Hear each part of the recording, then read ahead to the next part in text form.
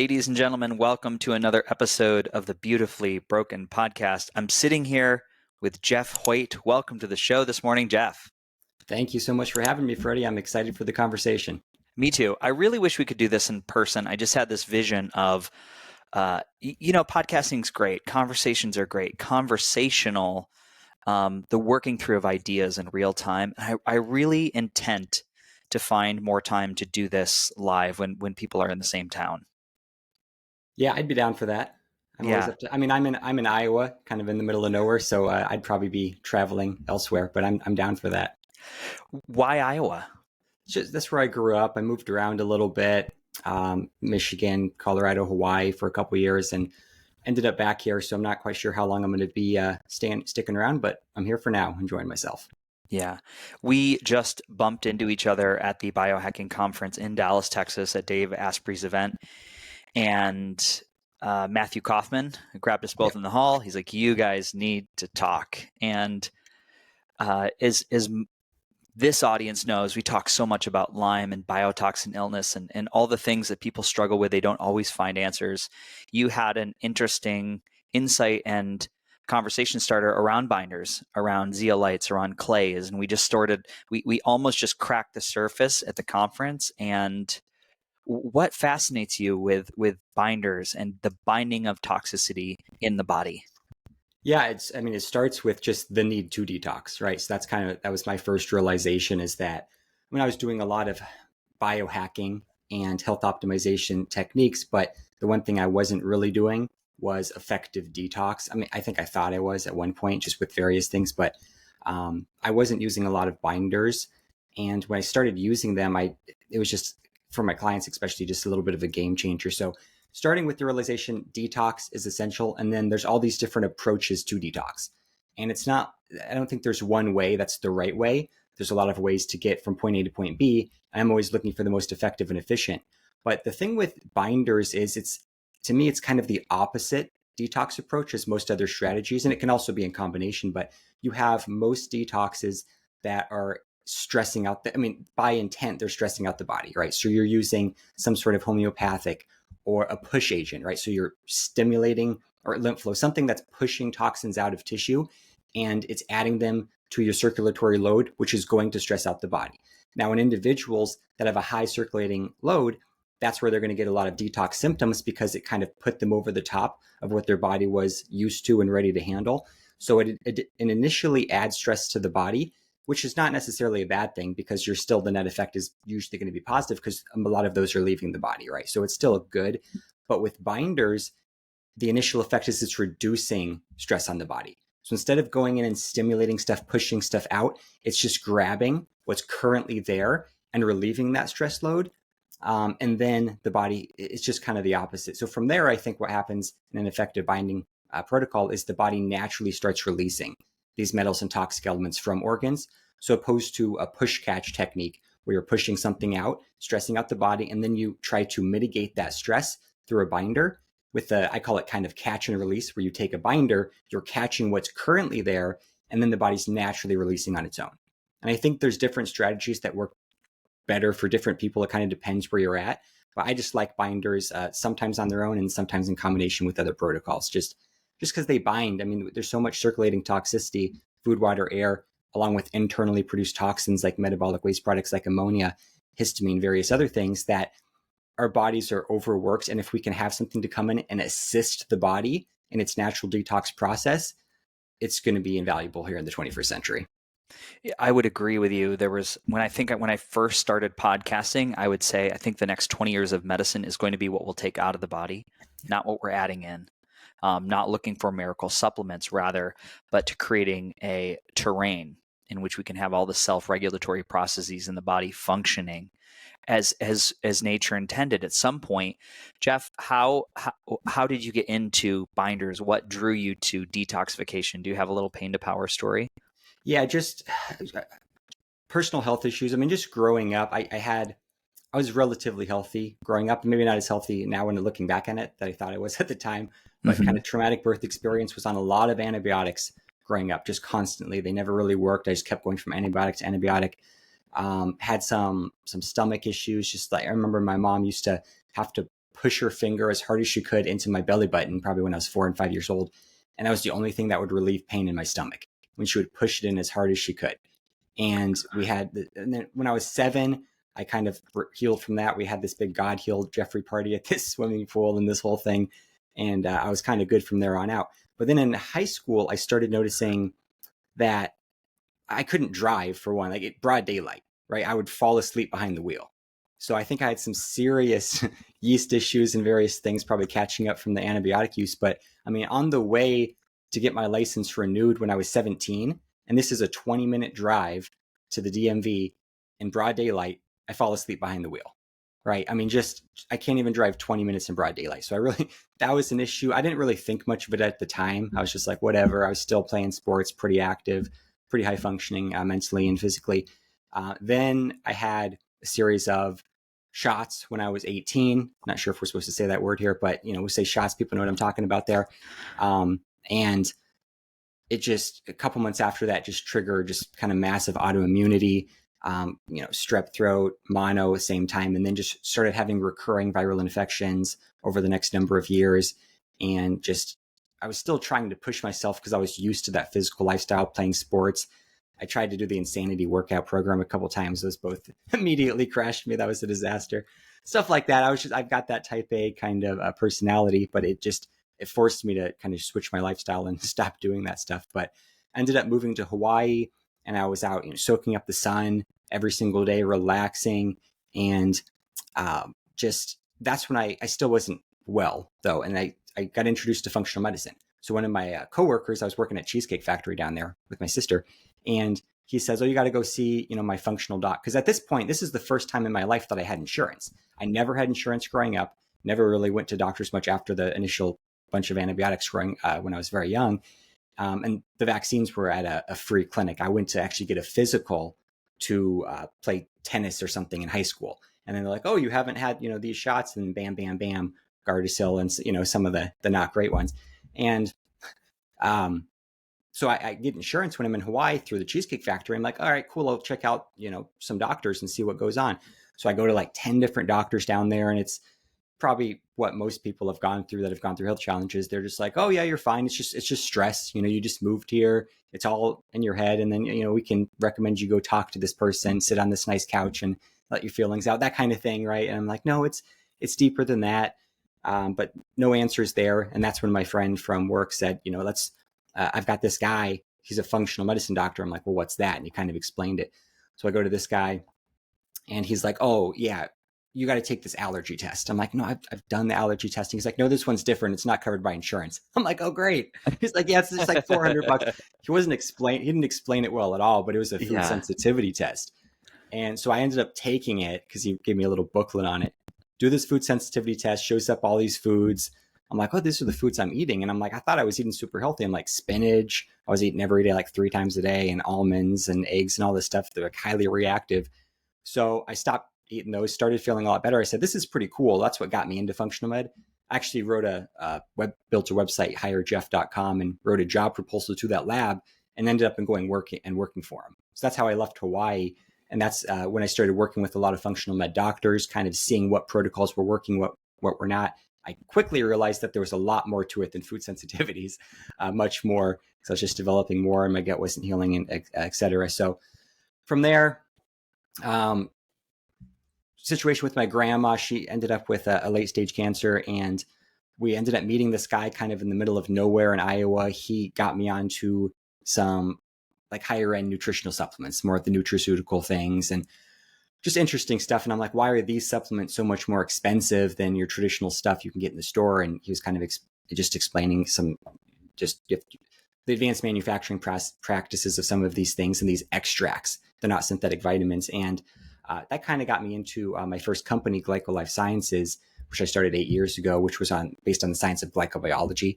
So that's, sugars, but just immune regulation through polysaccharide extracts, basically, which is super cool. Because when you look in nature at a lot of these immune regulatory agents, it's the polysaccharide content in them that's responsible for the immune regulation, like in medicinal mushrooms. And it's the specific monosaccharides in those polysaccharides that give them the medicinal benefits. So that's the difference between a medicinal mushroom and a non-medicinal mushroom. right? It's the saccharide structure in the polysaccharide chain. So super cool. And I could actually look at like the structure of certain mushrooms, and I could basically tell you what some of the benefits are going to be based on the monosaccharide structure. So super cool stuff. But anyway, that's how I got into supplements. Then I said, this is fantastic. I started doing this, and I was really interested in doing things differently and doing things better. That's just my personality. So I would take at that time I was using 100% proprietary branded ingredients that had clinical research. And I looked at all the clinical dosing and everything. And then I would just combine them with other clinically proven ingredients to make these formulas that really weren't on the market because they were very expensive ingredients. And I was selling them for $159 each type of thing. But I was giving therapeutic doses and really high quality products, no excipients, binders, dyes, any of that stuff. And that was working out really well, but it was just so expensive to take those products at high doses. And people were feeling incredible for a few months, but I felt like it wasn't really getting to the root cause. Even though I was using humic and fulvic even back then in my products and some detox things I thought were working effectively, but potentially not what some people needed. And then I got into biohacking. So opened up a biohacking center, oxygen, hydrogen, PEMF, sauna, full body cryotherapy, all that stuff. Thought that was great. That was just pre-COVID. And that was great for a while. And I'm more of a behind the scenes product development kind of guy. So it was a little bit draining for me, but great connections, learned a lot of stuff. And it was at that point when I realized, okay, I need to start focusing on detox. And I hadn't even heard of zeolite at this point, right? So then I hear about zeolite and I start looking into it, and actually ordered a liquid zeolite, my first batch. And then I quickly was like, well, there's something wrong here. And I got connected with someone who was actually started the zeolite industry in the US, and connected with him and started asking questions, kind of understood a lot of the behind the scenes stuff with zeolite. So then I was taking zeolite. I started my first zeolite through Glycolife. I released a zeolite product. And then since then, I basically advanced the manufacturing of it. And that's when I started Zeolite Labs, which is just the next generation. So right now what I'm doing is trying to provide the best zeolite product on the market, and also provide education on how to use it effectively, because I think it's probably one of the most misused and misunderstood products out there. So I'm trying to provide that education on how people can use it to get good results. Beautiful. Jeff, I love that walkthrough. It's like Iowa, Hawaii, functional medicine, starting a company, research labs, the evolution. It's fascinating where we go, isn't it? Like where we started it out. Yeah, it's super cool because I always knew I kind of wanted something in health when I was like around 17-ish. And I'm like, I never liked school, never liked it. And I'm like, what are the options? I look like dietitian. I'm like, I'm not into it. And I kind of was forcing things. I was just a serial entrepreneur, just starting businesses like every few months just for fun. And it just wasn't there. And when I finally said, I'm just going to be content with where I'm at, that's when that opportunity at the Food Sensitivity Lab popped up, and everything just went from there, and just opportunities open. So that's kind of one of my mottos is I look for open doors and then walk through them when they're there. Take advantage of that. So super cool. I want to highlight that. I look for open doors to walk through them. Yeah. So yeah, I look for open doors, and then when I see them, I walk through them. And then I have another step I add on. I say, if there are no open doors, then I start knocking. Yeah. I love that. I think sometimes we want to get to the information or get to like the it's like the pull quote. But for me, it's process. I never want to get to the end of the mountaintop because the journey's over. And I think relishing in that process and looking for clues of where other people have found their open door, what happens when there isn't an open door. Jeff, you've obviously worked in a lot of industries. You've seen a lot of different personality traits, from biohacking center to working with people that are stuck in a chronic illness loop. Have you ever identified certain personality traits or qualities where you see a commonality where people are really able to move forward? They're able to really reap the benefits of everything that they're applying to their body? Yeah, I mean, I think, well, one, it's a decision. Do you actually want to get better? And everyone immediately would say, yes, of course I want to get better. But in reality, a lot of people aren't ready yet to commit to getting better. And I think it's because we identify with our conditions and we become one with the community of that condition. So like if we have Lyme, it's like, I have Lyme, and you make it part of you. And then you're in these Lyme forums. You've got all these friends. And are you really willing to let go of that condition, or diabetes, whatever the condition name is? And I think a lot of people aren't truly ready, because if they've been stuck in it so long, that's their new family. So I think one is the people that are really ready to heal and then willing to do what it takes. I do think some people know what they need to do, at least in part, but they're hiding it from themselves, and then they go and see these practitioners to try to kind of go around it. So sometimes it can be just forgiving someone. If you have this chronic bitterness and anger towards someone, and you just want to use flower essences and bioenergetics to try to release that anger, that can all be helpful. But if you you have to do it, right? There's no workaround. Like, if you have to forgive someone, you're the one that has to forgive them, right? No one is going to be able to do that for you. So I think the people that are willing to do the work themselves, opposed to a practitioner doing the work for them, those are the people I think that generally get the best results. Yeah.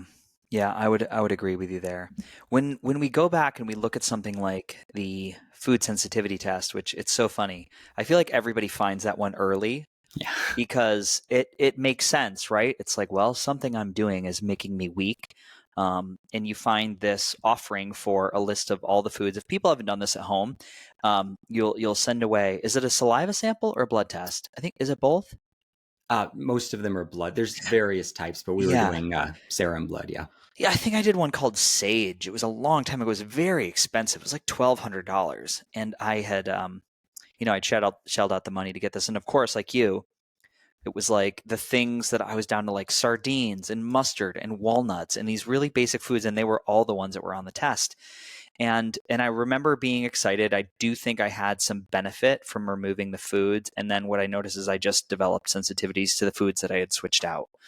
That it became just kind of like a merry-go-round, if you will.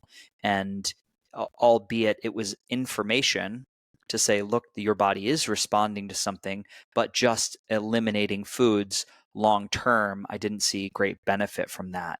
Why do you think that is, that people find that themselves on the carousel? Yeah, I mean, I think it's like with the food sensitivities, it's kind of a temporary symptom relief strategy. Mm. But the reason you weren't born with 20, most people are not born with 25 food sensitivities, right? They're developed over time, and they can be removed as well. They can go away. So the key, it's not a root cause type of thing.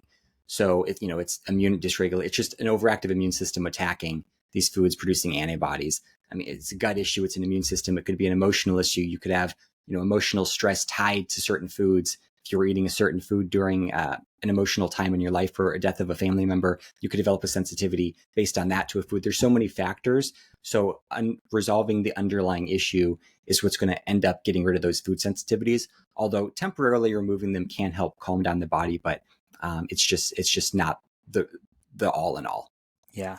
And then I want to go back to one more thing. You said, I opened a biohacking center. You said PEMF, you said hydrogen, you probably had red light. What else did you have in the center? So we had like compression boots, biomat, the full body cryotherapy, Viplate, the oxygen. We had at the time it was the Max O2. Okay. Yes. US with the contrast, so we could go back and forth, 25,000 feet elevation. I loved that one. Full body red light therapy. Don't know if I said that. Neurofeedback. We had Neurooptimal. Couple Great different tools. forms of So and this is pre-COVID, so now it's like everyone knows about this stuff. But that in Iowa, no one had heard of any of this stuff, and my goal with it was Recharge. It was called Recharge, a new kind of health club. So I wanted to kind of make it mainstream, because so many of these technologies can be they're an investment, right? Mm-hmm. So what I wanted to do is I said, we need a new kind of health club. We have these fitness centers. Those are the health clubs of the 20th century, because we moved from active lifestyles to sedentary lifestyles. So now we actually have to go somewhere to exercise, which just would be ridiculous 100 years ago, because you're exercising all day. But now in the 21st century, I said we need a new kind of health club to mitigate the stresses of EMFs and just the stresses unique to the 21st century. So it was a new kind of health club, and I modeled it in that way. So I was actually at one point offering a $99 a month membership, unlimited red light therapy, oxygen, hydrogen, PEMF, Viplate, like $100. And people thought it was too expensive because they were equating it to a health club. So if that was somewhere else, it probably would have done a lot better. Yeah, it's fascinating. It's fascinating. I always love to ask and say, hey, because we often feel like, look at the need. I'd love people to feel like I feel after I get off the Live O2 Max or the Amp Coil or Flowpresso, and we imagine it's very much like this field of dreams. Build it and they will come. It's actually, and I just read a quote. It's like there's a, oh God, what is the phenomenon where mass amounts of people remember things incorrectly? I think it's the Mandela effect. And actually, the quote is, "If you build it, he will come." I don't know if you know the movie Field of Dreams. Do you? Yeah. It's based in Iowa. Based in Iowa, and so it's about he builds this not for the masses, but for his father. And when he heals the relationship with the father and plays that final game of catch, then people energetically swarm in. So there's the devil in the details of that nuance of they and he is really, really amazing. But lots of people start centers.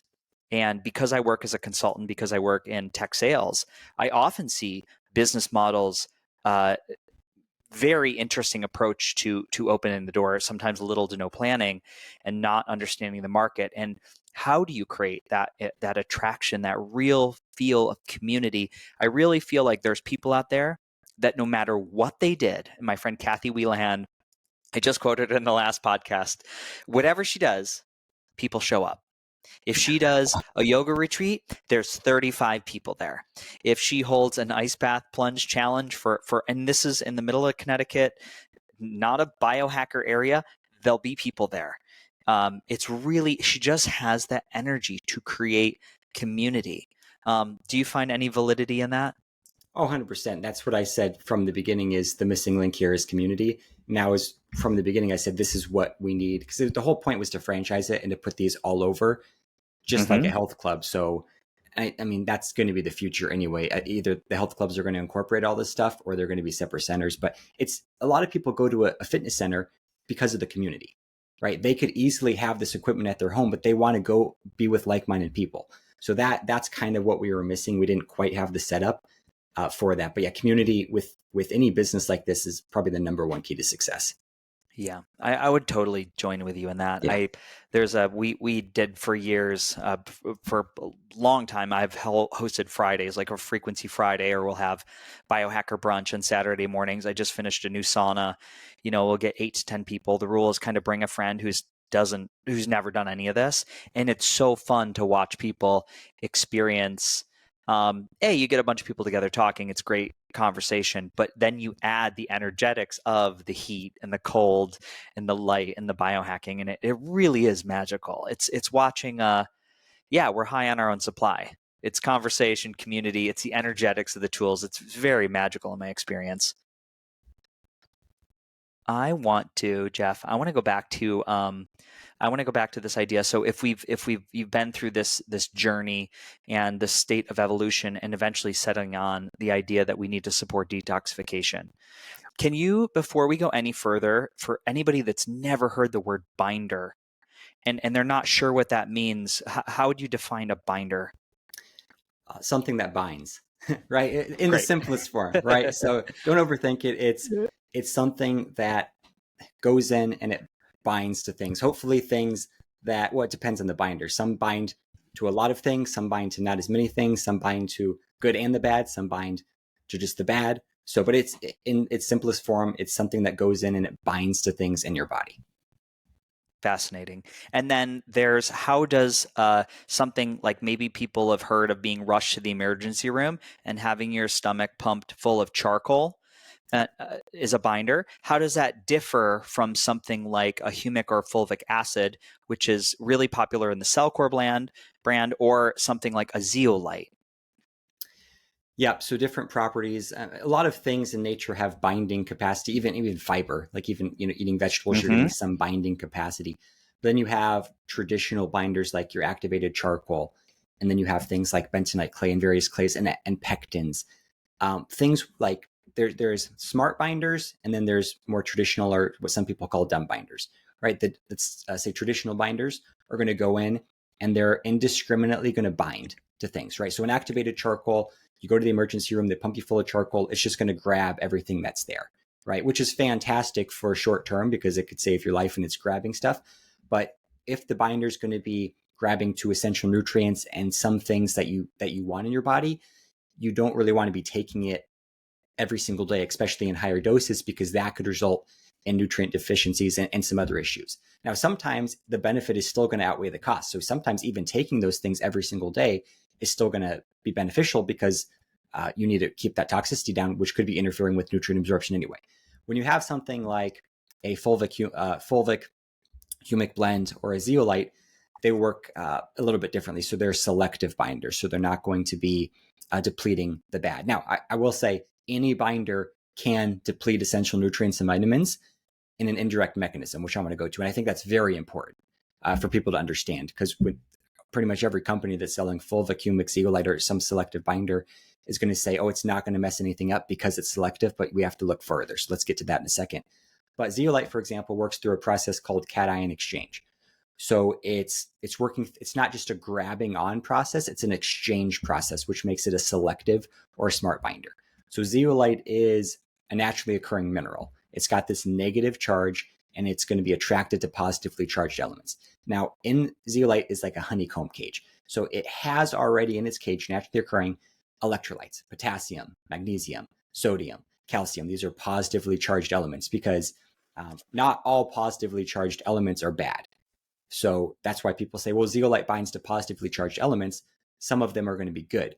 Why doesn't it grab those? And it's because of the swap mechanism. So let's say zeolite enters your body. It's got, magnesium in its cage. It comes across mercury. The zeolite is more attracted to the mercury than it is the magnesium, primarily because it's heavier. So heavy metals. It trades the magnesium for the mercury when it's swap mechanism. So the zeolite cage always has to have something in it. It's not going to be empty because it has a strong attraction to positively charged elements. Trades the magnesium for the mercury. The magnesium is left. Now you have the mercury. So that's fantastic. If it comes across an essential nutrient or a vitamin or essential mineral, it's not going to do anything because it already prefers the magnesium that it has over other minerals. So that's kind of how it works. I'll stop there for a second and see if you have any comments. That makes sense to me. You said a cage. Can you describe that to the audience? What do you mean zeolite has a cage? It's just that's the structure. It's like a lattice, kind of like, if you look it up online, like, deeply under a microscope, kind of like a honeycomb type of. So a lot of binders are just going to be absorbing things, attaching them to their surface. So they've got also will have some of them negative charge, and they'll just attach these positively charged elements to the surface. Zeolite also does that. So things can attach to the zeolite surface, but it's got this structure that has the minerals in it already that it swaps for. And that's what gives it a more secure bond, because it trades it. And then once you've trapped the mercury or whatever it is in that cage, it's not going to be dropped. Like if it's attached to the surface of other binders or even a zeolite, then it could be dropped, because especially if it's maybe you have a zeolite cage that's, a half of a micron, and then it attaches to something that's 2 microns. So it can hold on to it for a little bit on the surface, but it might drop it because it's too heavy. If something is fitting inside of the cage, it's not going to drop it, but it can still swap it. And that's important to recognize. So let's say you take the zeolite, it's got the magnesium, it swaps it for mercury. Great. It's not going to drop the mercury, but what it could do is do another swap. So now it comes across lead, it's going to swap the mercury for the lead because it's more attracted to lead than mercury. And that's where we can get into dosing, where the dosing is super important, because you want to have enough to bind to everything that was grabbed and then dropped. And it's just a whole process. So just in general, that's kind of how it works. It just goes in and it swaps. It doesn't just grab it to everything. And then it has a cage where it can securely hold on to toxic elements, opposed to just having them attached to the surface, which is just a little bit of a less efficient detox. Can I just walk through some common toxicants, and we can just talk about the charge, because you said it really has an affinity for binding or swapping out positively charged, because zeolite is such a negative charge, in that propensity. Something like, I'm just going to list a few. So we've got mercury, we've got lead, we've got mold toxins, or like a biotoxin, like a bacteria, or something like glyphosate. Yeah. So besides bacteria, so it binds, mercury binds to, lead definitely binds to very strongly. Mycotoxins binds to, and it was actually used before it was used in humans. It was used in animals to remove the mycotoxins from the food supply. And then glyphosate as well. there hasn't been, to my knowledge, human studies on removing glyphosate from the body, but there's been studies showing its ability to remove glyphosate from the water supply. So it has a binding affinity for that. Bacteria, I don't think it's directly binding to any bacteria or microbes themselves, but it's binding to some of the waste products produced from those microbes. And so that's why, in turn, it can help regulate some microbial levels, but I think it's more of an indirect effect because it's definitely not negatively affecting your good bacteria. So that's what we want. So, I mean, I want to just expand on that. So just for the audience at home, and I know this. I know this is my belief system, but not everybody understands this process. That the elements that we mentioned, mercury, lead, glyphosate, those are all going to compromise the body's inner workings or the immune system or the mitochondria. And then we have the other side, because a lot of people will say, well, I've got Lyme, I've got spirochetes, I've got a Lyme bacteria or co-infections.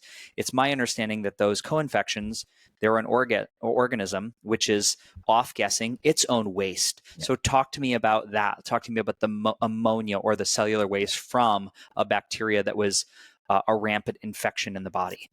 Yeah, and I think that's one thing most people don't understand is that most of the symptoms you're experiencing if you have chronic Lyme or one of these microbial issues, it's not from the bacteria itself, it's from the waste products of it, right? So that because they're always excreting these waste, that's generally what's stimulating that strong immune response, resulting in an inflammatory process. So they are releasing things like you said, ammonia, and I really think that that's one of the reasons people feel so amazing when they take Zeocharge that has people with chronic Lyme. I think it's because of one of the reasons is because it's binding so strongly to ammonia, right? Mm-hmm. So because if you have some sort of complex illness, generally you're going to have an ammonia buildup because one, the microbial issue, you're getting extra ammonia from that. Your body's naturally producing ammonia every day as a waste product of digestion, and it's converted in the liver to urea, right? So if your liver's overburdened, which it probably is if you've got a complex illness, now your body's having a difficult time converting the ammonia to its byproduct urea, then you get a buildup of ammonia, and ammonia can circulate and it actually can go to your brain and cause a lot of issues. So just the binding capacity towards ammonia, I think, is a huge benefit of zeolite. And also it binds to the urea as well. So that's the ammonia gets converted to urea. So if your kidneys aren't working properly, then you can get a buildup of urea. So it binds to both of those, which is super cool. But so people with Lyme that are taking it, a lot of people think it's just going in and it's just removing the Lyme by binding to it. I don't think that's what's happening. I think it's binding to the ammonia and some of the other waste products. And then that's calming the immune system down. It's giving the immune system the upper edge to start naturally eradicating it. And it's just reducing, it's improving the body's internal environment so that it's not a friendly environment for some of these microbes to thrive, right? Yeah. So back to ammonia and yeast. I mean, ammonia is very alkaline. And a lot of people are like, oh, I just need to get my body as alkaline as possible. Well, not necessarily. Like yeast thrives in a high alkaline environment. You want different levels of acidity in different parts of your body. But like with yeast, it's producing tons of waste products, the aldehydes and zeolite also binds to aldehyde, which can be very helpful as well. But yeast is candida producing ammonia. And then that ammonia is generating an environment for the yeast to thrive. So like the waste products, you're helping it survive. So by removing the ammonia, it's making a less friendly environment for the yeast. So it might start leaving on its own, or it might just weaken and then the immune system can naturally eradicate it. So I like that approach because a lot of people can greatly reduce the load of these pathogenic microbes just by a detox protocol because they're cleaning up the environment. And there's all these theories, but I think one of the reasons we have a lot of these microbes is to clean up the environment. Like they're not necessarily, we demonize them, but they might not necessarily be a bad thing. They might be there to help you. They're there for a reason for sure. So It's back to, if you just kill them, it's kind of like the food sensitivities. It could help you short term, but you're probably going to develop more food sensitivities.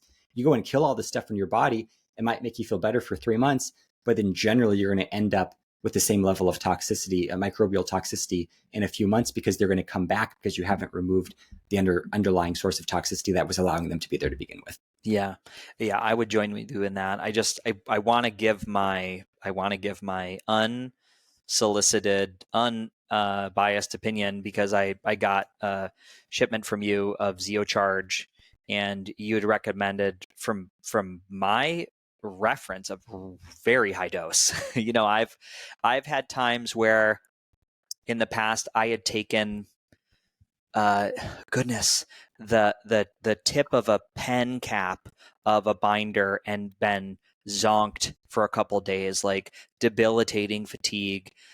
Felt really tired. I had a lot of mold in my body, and I was really nervous because you said, Freddie, go ahead and do. I think I did 30 grams, Yeah. and I literally and I got a interesting sensation, headache, felt just almost high. And then for the rest of the day, I was so clear, so clear. And I'm 5 days in, and I really feel like I was 6 months of travel. I knew I've been saying this for a long time. I'm pushing way beyond the level that is smart. Too many airplane rides, too much, too much. And I feel great 5 days in. And every single time I do the dose, I'm no longer worried about, oh, am I going to have a response? Because I just keep getting this really nice cognitive benefit. I notice for me personally, it's between 2 and 3 in the afternoon where on some days I'm like, I have to take a nap. I cannot, there's nothing left. I found that I don't need to with the Zeocharge. It's been a really interesting turnaround in 5 days. So Well, I'm, thanks. Yeah, that's amazing. Thanks for sharing that. yeah, I'm stoked. I've already, I've called 4 or 5 friends and I said, I don't, because when I get excited about something, I'm like, you guys got to try this. You got to try this. So I sent it out to like 5 friends who are gonna, they're gonna do a little experiment with same thing. They've got a history of Lyme. They've got a history of chronic infections, chronic viral infections. So I'm stoked to get you some feedback on some other people who live in this world of being extremely sensitive to binders. So maybe it would be a good time just to talk about dose, because I was like, 30 grams, is that safe? Yeah, absolutely. So it is interesting because so many people, they email me or they call me and they're like, how is this working so well? Because these are people that have taken all the other binders and all this stuff. And they're like, I just didn't feel anything. And now, like, why is it different? And I think one of the reasons is going to be dose.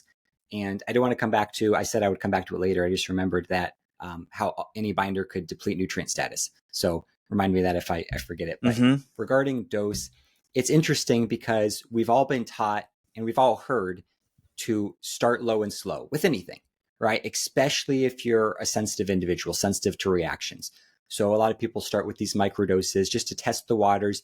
And then if it goes well, they just start working their way up, which is a fantastic strategy with most supplements. But with Zeocharge, it's the opposite approach that I recommend, right? So I recommend starting high and working down. And it's because the micro doses of zeolite are more likely to cause the detox reactions than what I consider normal doses. So everyone says you're recommending these mega doses.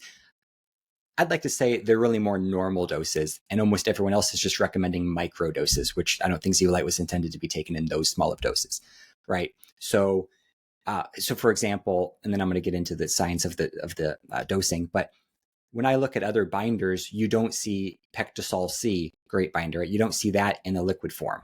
It's in a powdered form. You don't see activated charcoal necessarily like in this tiny, tiny amount, right? You're always getting 200, 400, 500 milligrams or more of generally of these things.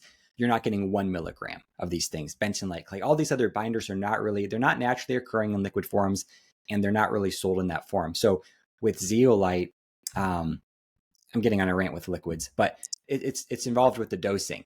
So that's why people think that I'm recommending high doses when I'm not, because now you have a lot of companies that are recommending 1 milligram or less than 1 milligram of zeolite per serving. And it's because they've taken the zeolite powder, mixed it with water, and there's only so much zeolite you can fit in the bottle. Or they've used an advanced manufacturing method and nano-sized it, which is going to be a little different, but still, these are incredibly low doses.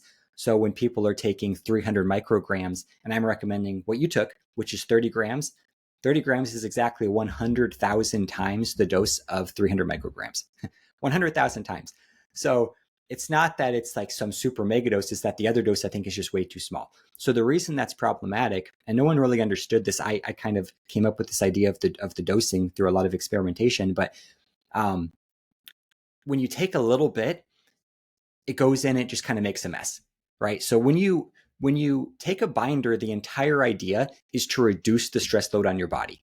That's why you're taking the binder, whether it's just on its own to reduce the stress load, or in addition, complement of another detox protocol that is stressing you out to reduce the stress. If you take a very, very tiny dose of the zeolite, it's going to go in and generally have the opposite effect, where it adds stress to your body, because it goes in and it's going to start disrupting things. So there's a lot of mechanisms of action. So one is just going to be biofilm disruption. So it goes in and let's say it rips, some lead or something out of a biofilm, and then you've disrupted this thing. Now you've got microbes floating around, you've got these metals, and you only had enough zeolite to go in and break open the biofilm and grab to a little bit of the lead, but now your body has to deal with the rest of those things.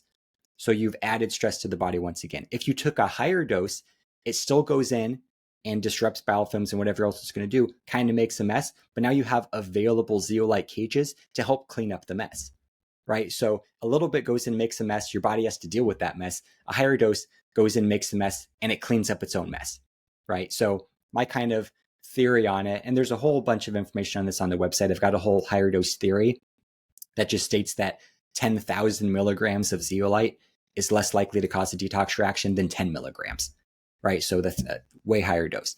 And there it goes into all the reasons of that.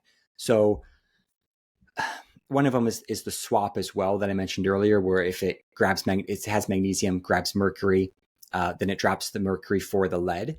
Now the mercury is floating around, and then your body has to deal with that. But if you have extra zeolite cages, it goes in and grabs the mercury. So lots of reasons on that page there. But that's kind of the basis of it. When you take zeolite, one of two things can happen. It can add stress to your body, or it can reduce stress to your body. So the whole point is that you want it to reduce stress on your body, because that's why you're taking it, unless you're taking it as the primary detox agent, where your body starts naturally dumping things from organs, which can sometimes add stress to the body, but that's a little bit different. Yeah, I really love, it's my belief system from Dr. Tom, my mentor at the Biomed Center, just again and again, that he says this very boldly. He goes, I have never seen a Herxheimer reaction. He's like, I don't believe in that word. He's like, I think we push our detox pathways or our drainage pathways beyond what they can handle. And when you think about it that way, you have a little more ownership as far as what the body's doing. It's like, for me, I hear that and I just say, oh, I just need a deeper listening to the information my body is giving back based on this protocol. And I've really noticed that, because I find personally that there are things that I can do to mitigate these responses, which are pretty spot on. Not eating, just straight up fasting. I can really lay into the coffee enemas. I can get in Flowpresso to do the full body lymphatic drainage. And all of those things are immediately deburdening my body from some portion of load or burden. And they're my go-to, heavy hitters. The zeolite charge is now on the list. I've got these 3 or 4 things when I can kind of mitigate this. I want to point to you actually offer a protocol on the Zero Charge website page, which is, it's basically you're getting a 20 pack, because I noticed a can I go through really quick on 6 scoops. I was like, oh my goodness, it's gone. It's only been 4 days, 5 days. Can you talk a little bit about this 20 jars, like going through, and it's a 5-month protocol? Yep, exactly. So, and really the key is, the healthier you are, the less you need, right? The more sensitive you are to detox, the more toxic you are, the higher dose you're going to need. And just right off the bat, if the general rule of thumb is if you experience a reaction, then take more the next day, not less. So I'll say that. But we developed this 5-month program, the Ultimate Zeolite Experience, because you start based on, we did a case studies program prior to launching. So we did 6 months because we wanted to actually see what the Zero Charge could do, and we wanted to alleviate some of the concerns in the zeolite industry. And we honestly didn't know, like, is it going to cause aluminum toxicity? Is it going to deplete essential nutrients and all these things? So we did these, bunch of case studies prior just to get some data, which a lot of those are on the website. But from there, we found that 6 scoops was that was kind of the sweet spot, especially for the super sensitive people with more complex illnesses. A lot of people don't need that high of a dose, but it's always better to err on the side of a higher dose than a low dose. Because if you're taking more than you need, basically you're just flushing some out and you're kind of wasting it, but doesn't have a detrimental effect. right? If you're taking too little, that's where it can result in an inefficient detox. So it's better to take too much than too little. But we did this program because we start with 6 scoops the first month. You take 6 scoops every single day for a month. The next month, you go down to 5 scoops every day. The next month, 4, then 3, then 2. So the whole concept is the healthier you become, the less you need. And you want to start with that higher dose. And this is to avoid or minimize greatly the detox reactions that can occur. Because if you start with a super low dose, you're more likely to get the headaches and the nausea, irritability, various other symptoms that you're prone to. When you take the higher dose, generally you're able to avoid those. So that's kind of the concept for people that are going to use this as kind of a primary detox agent or just want to try it and aren't on a ton of other stuff. I think that protocol is fantastic. And you just do it once a day, right? So 6 scoops all at once, because the key is to get enough on each dose. It's not a cumulative amount throughout the day. Now, if you're already on a pretty detailed detox protocol, let's say you're working with a practitioner taking a lot of push agents or something, then I think it's probably better to split up the dose and use it more as a traditional binder, where you're going to be binding to some of the toxic stressors that are released from the push agents. So for example, if you're doing a homeopathic detox agent twice a day, then take the Zeo charge, 30 to 60 minutes after you take that homeopathic twice. But if you're just using Zeo charge as the primary detox agent, I recommend just taking it all at once per day. And that's what we found it to work better than twice a day, honestly. Yeah, I would implore people listening to this podcast. It's really interesting. So there's case studies on the website as far as like showing case by case basis of aluminum down 36%, aluminum down 34%, mercury down 27%, lead and cadmium down 30%. Jeff, can you talk about how you're garnishing the deburdening of the toxic load, be it any of these structures that I'm mentioning? Sure. So the test we used was the Oligoscan. So it's a tissue analysis, which is pretty cool. So it's using spectrophotometry. It's shining light into your hand, and it's actually measuring the physical levels of the metals, minerals, and a few vitamins that are in your hand. So it's not a bioenergetic.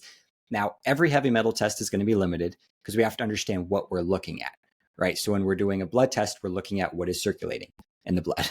We're doing a urine test, what is being excreted through the urine. Hair, what's through the hair. With this, we're looking at what is in the tissue of your hand right now. So none of these tests are giving us an idea of how many metals, what is our total toxic burden, right? How many metals are in our brain or our kidneys or liver? We really don't, without a biopsy, we don't have that information. So a lot of times these tests can be a little bit misleading because the people that are the most toxic generally have the lowest levels on all of these tests because their body is keeping these metals deeply stored in tissue and they're not naturally detoxing them as a self-defense mechanism. So that's one thing to consider because the body is going to be more focused on short-term survival over long-term thrival, right? So the body, it sounds crazy, but a lot of times the body will prefer to keep mercury in your brain, even though it's deteriorating the brain and causing issues. It would prefer to keep it there opposed to trying to remove it, where it's going to be attacked by the immune system, going through the detox process and causing this incredibly stressful event. If your body can't handle that amount of stress right now in your life, the body says, I'm just going to keep this mercury in your brain. I think that's why a lot of people, it just never leaves, right? And the metals just stick in organs because organs and fat is a storage unit for these toxic elements.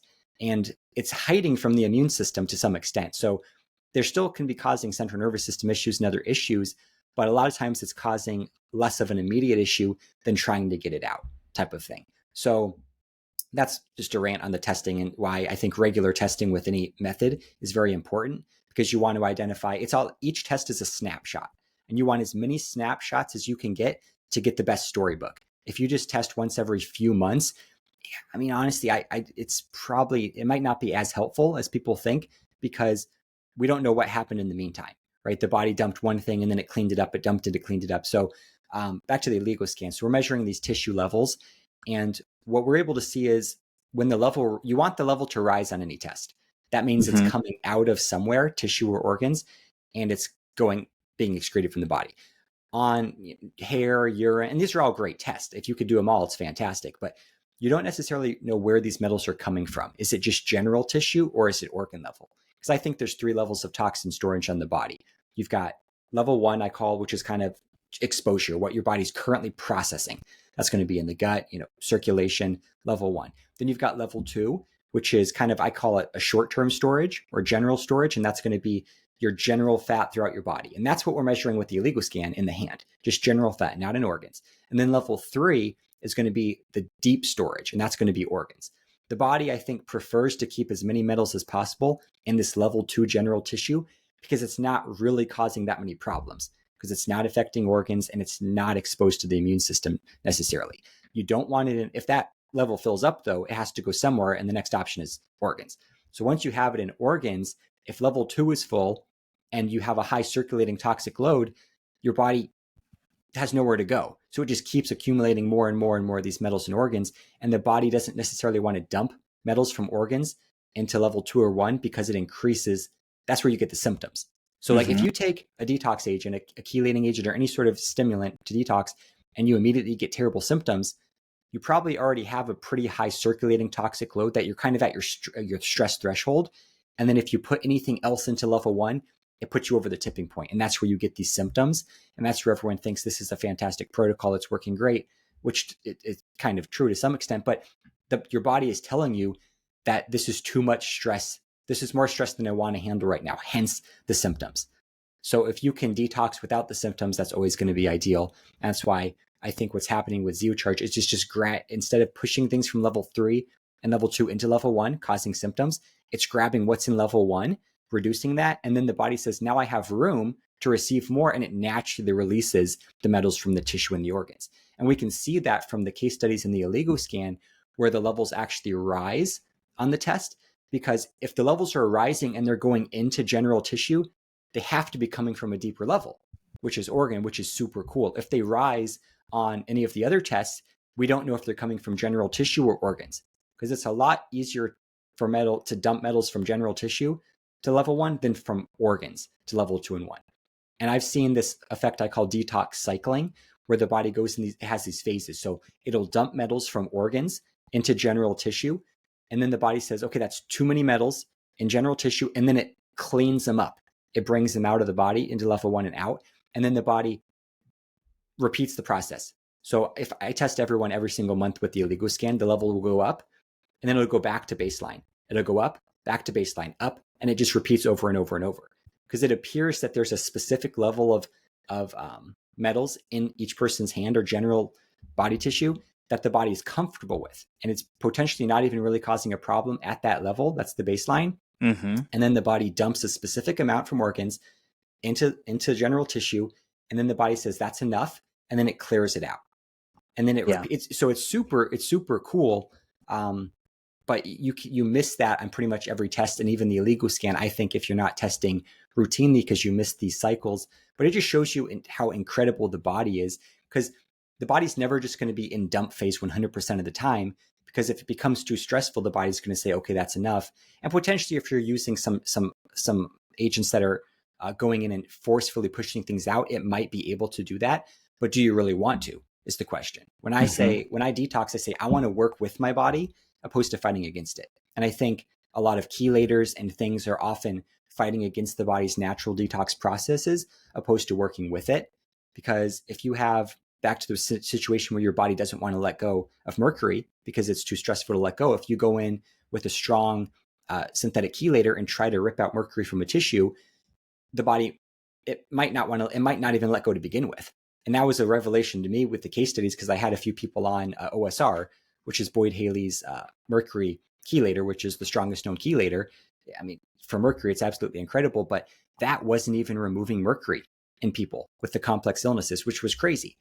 But it makes sense, because when you look at all these studies, it removed all the mercury in a matter of weeks from the animals, and it was incredible for coal miners and humans as well. But when you think about it, if you were just exposed to mercury, your body doesn't want it in there. It doesn't know what to do with it. It's going to let go. The chelator comes in, the cells just say, take it.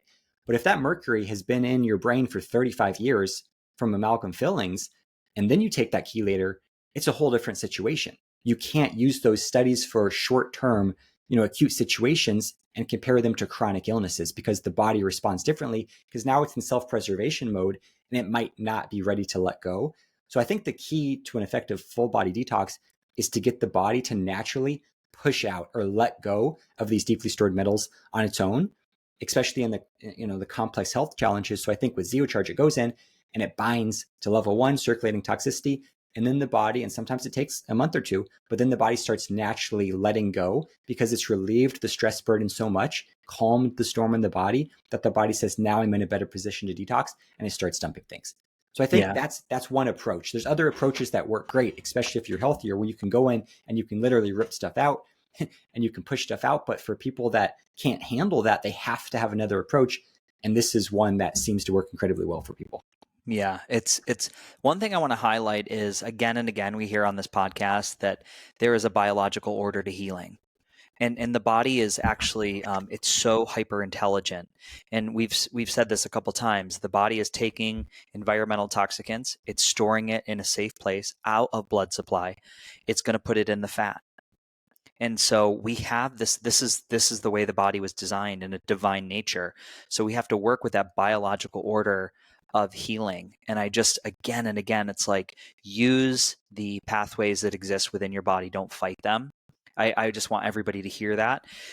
Jeff, when we talk about this idea of doing this 5-month protocol, and I like the idea, because when I look at you identified a problem, environmental toxicity, it's undeniable what we're facing within the healthcare system, the sick care system in the United States right now. Just all chronic diseases, they're doubling every 20 years. It's doubling. So what we're doing isn't working, and I would look at something like this and say, why is that happening? We can all look at the trends. There was quite a stern trend reversal after the Industrial Revolution. I think a lot of the costs of modern living, be it the IKEA furniture or bathed in, all the different signals in a smart home, we can say, we have to look at some of these things and just wonder, within this biological order of healing, within this idea of a 5-month protocol, I do like the idea that at the end, we're tapering down. I want to highlight this for everybody. We are tapering down to 1 scoop.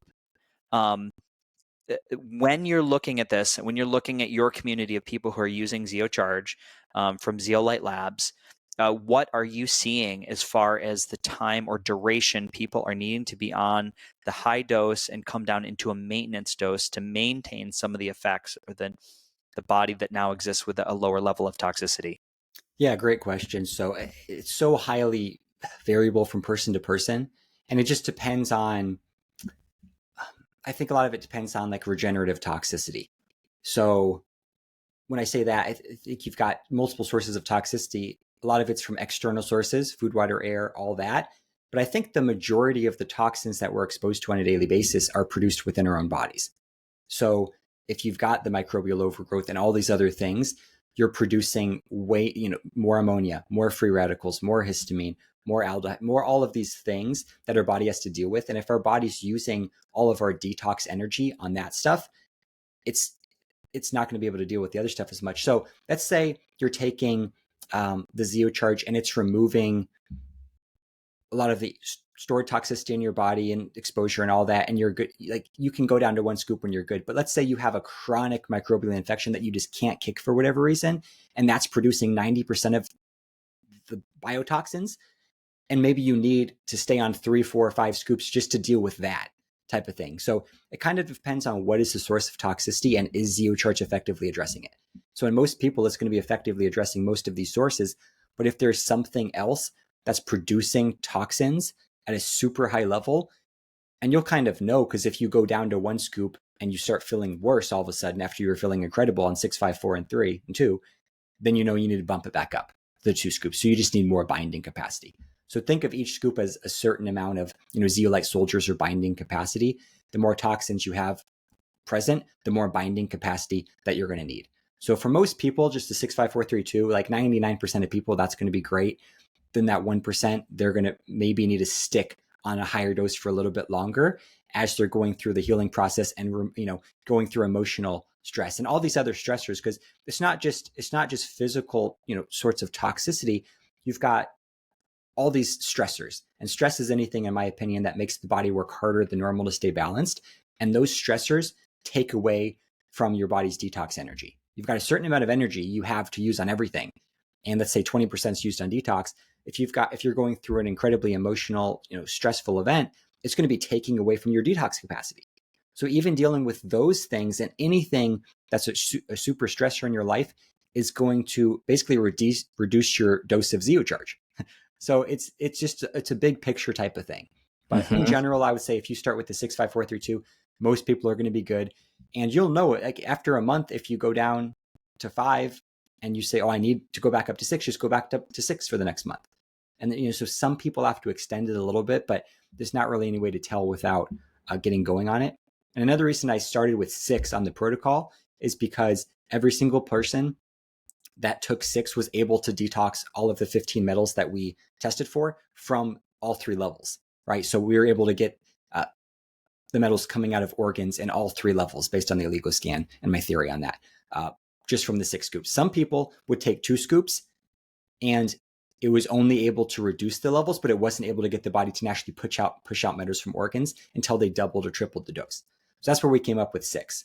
So like my mom, for example, was taking 2 scoops for a couple of years, and she had it kind of during development. And she was also taking OSR for a couple of years, mercury chelator. I assumed this was getting all the mercury out of her body. Then I start testing her and I'm like, it's not. Like her mercury wasn't moving at all. Like she was detoxing other metals, but not mercury. And then we get her off OSR. She doubles the dose of zeocharge. So she's on, it was 4 tablespoons, which is about 5 to 6 scoops. And within the first month, her mercury shoots up. And all of her minerals just incredibly balanced and vitamins skyrocket as well. So it's like, she probably wasn't detoxing any mercury that 2 years before when I thought she was, because she had 14 amalgam fillings in her mouth, had some issue, like just her body wasn't willing to let go. And that's really the key. The body has to be willing to let go of these metals. Otherwise, it's not going to let go. So you could be taking a zeolite product or some other detox product for 20 years, and it's possible that it's not even detoxing what you think it's detoxing, because detox is up to the body. It's not about a supplement, or it's literally, does your body want to let go or not? And sometimes it takes up to 6 scoops to encourage the body to let go, because it reduces enough stressors and circulating toxicity that your body says, I'm now comfortable to let go. So that's why we did 6, because it basically, in our opinion, is like it's almost guaranteed to detox people to some extent. So that's kind of why we put that out there. Yeah, brilliant. What I want to ask you one more question. I'm realizing we'll definitely need to do a part 2, because I would love to get through the 5 months and then swing back around and see how we're doing. And I'm going to be meeting up. I'm going to be doing an oleo scan.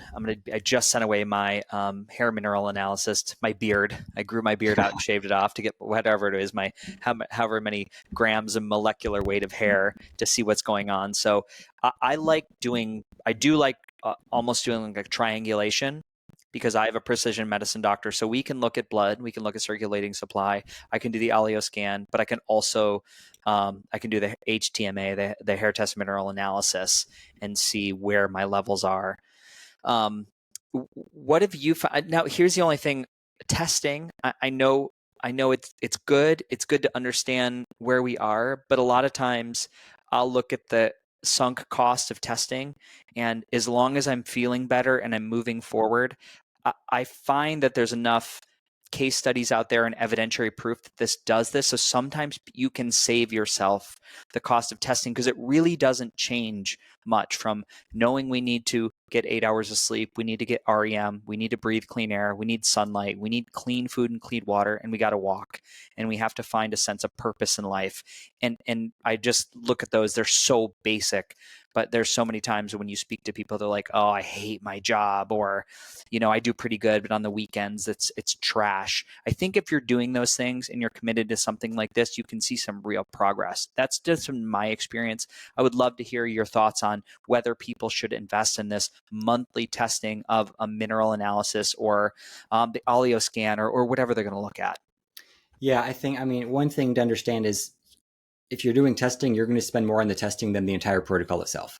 So if that's an issue, spend the money. I would say spend the money on what's going to make you better, and not just to identify opportunities, because that metals and other toxic elements are a problem for you, 100%, because they're a problem for everyone. So you already know that. It's not like something that you might need type of thing, right? So if you're going to do the testing, I would just highly recommend that you have to commit to doing it every month, every 6 weeks, because you want to see these cycles. Because what some people do is they'll do a test after the 5 months, and sometimes there's a great improvement. Sometimes it looks like absolutely nothing happened. And it's because the body has gone through all these cycles, and it goes back to where it started, because that baseline is kind of your stress threshold and metals. So you might have pushed out tons of metals, but you don't see it because you didn't get the snapshots. So, and I've got a video on the site, Detox Cycling, under the case studies page, which kind of shows examples of people that after like 9 months, it looks like nothing happened, but I tested them regularly and there was tons of movement and improvement. So if you're going to test, really with any method, I would say test regularly to get a bunch of data points. And then otherwise, I would just do the protocol. For most people, I would say it's probably better just to get started on the protocol, because most people are just not, the testing is so misunderstood. And most practitioners just really don't understand any of the heavy metal testing that well, that it's tricky. I mean, the HTMA is different because that's more, you're looking at the mineral ratios and you can see oxidation rate changes in that. So I like that one. But in terms of just doing like a urine challenge test or just a normal urine test after like 6 months, it's like, it's so limited in the data because none of these things are giving us organ levels. It's just telling you in that one moment, what was your body pushing out? And that could change 4 hours later. So it's just, it's tricky. So don't think like if you're going to be super disappointed if you get a test and it doesn't show incredible improvement, just don't do the test, because you're always going to have better improvement than the test is showing. Unless you're testing, like some people I've had test every single day with like chelation stuff, right? It's like, but not many people are going to want to invest in that type of thing to really get that data. If you have access to it, go for it. But otherwise, I'd say just go on the protocol, because you know it's going to be benefiting you in some capacity, because everyone has some level of stressor. So it's binding to, the heavy metals, it's binding to mycotoxins, it's binding to the metabolic waste products like the ammonia, urea, the microbial waste products, it's binding to, BPA, glyphosate, it's binding to a lot of these toxic elements. It even binds to radioactive materials. So, it's been used in nuclear disasters like Chernobyl to clean up the water supply of cesium and strontium-137, right? So it binds to so many things. None of us are completely clean. So whether it's things that are stored in our body for years or it's things that we're exposed to on a daily basis, it's able to bind to a lot. And it's also able to detox things that it's not directly binding to, which I think is really interesting. So you've got the direct binding effect, and then you've got the detox optimization effect, where the body, once you clear all this stuff from circulating toxic load and in the gut, then the body naturally just indiscriminately dumps stuff. And it might not even be things that zeolite's binding to, but it still excretes them, because the body's only dumping things from tissue that it can handle. That's why you don't generally get the detox reactions, because your body's not dumping. It's not like you're pulling stuff out of tissue. Your body's releasing from tissue at its own pace, and it's going to release things that zeolite might not even bind to. So from that perspective, you can see zeolite could detox most, if not pretty much everything, if your body's willing to let go. Yeah, exciting. The audience has so many action steps here. If you guys, like me, if you get excited about something that is really move the needle, again, from my community of friends who have said, you got to have Jeff on, you got to have this conversation, this dose, zeolite, the quality, the sourcing is very, very unique. So it's definitely something I'm going to be doing. We'll definitely swing back around and do another episode, Jeff, when I get some testing and some data and we can see what's going on in my body. But my felt experience, even in 5 days, cognitive function, my brain feels so sharp. So I'm really stoked. There is a code. You can use code Beautifully Broken. We'll have a link in the show notes so you can get a discount on your protocol. But I would love to hear from other people that decide to do this. If you want to shoot me a DM and say, Freddie, I'm in. Freddie, I'm doing it. Please do after the podcast. When this posts on all social channels, YouTube, Apple, Spotify, obviously you're listening it, so you found it. But I'd love to hear back from people. Just really, really thankful for what you're doing in the world, Jeff. Beautifully Broken podcast, as we close, what does it mean to you to be beautifully broken? I think it's just being for me, I guess it's being thankful with where I'm at right now. Not necessarily saying I'm going to be here forever. I'm always looking to improve. But in the moment, because in the past, I've always been so focused on the next achievement where I don't stop and have contentment and thankfulness for where I'm at. And then you end up missing the enjoyment in your journey, because you're always I'm speaking for myself. I'm always searching for something like, if I get to this point, then I'll be this level of happy, and et cetera. But life's too short for that, right? Enjoy right now. Step out. I've been trying to step back and look big picture, and then just enjoy the moment. So being thankful where I'm at, not necessarily complacent and saying I'm never going to get better, but be thankful for where I'm at, and then I'll be thankful for where I'm at next month and the month after that. Yeah, beautiful. Beautiful. And if you had to give a person who is struggling out there with chronic illness, with Lyme, debilitating fatigue, and you could wave a magic wand, you can tune into their cell phone, what advice would you give that human being? I would just keep taking action, right? Keep doing things. A lot of times it's going to take a number of things that don't work before you find something that do. But just even if you've tried 50 things that haven't worked, that one thing that does work for you might be tomorrow or the next day, right? So just stay encouraged. Don't give up. Just keep going. And your success, your breakthrough could be just a day away. You're always so close to your breakthrough. And a lot of times when it feels worse and you feel like you're worse and you're ready to give up, that's just when you're on the verge of a breakthrough, and you just have to keep pushing through, and you'll get there. Tomorrow is only a day away, to quote the Broadway show Annie, and don't quit one step before the miracle. This is the Beautifully Broken podcast. I'm here with Jeff Hoyt. Jeff, thank you for being a guest. Thanks so much for having me. It was great. Yes.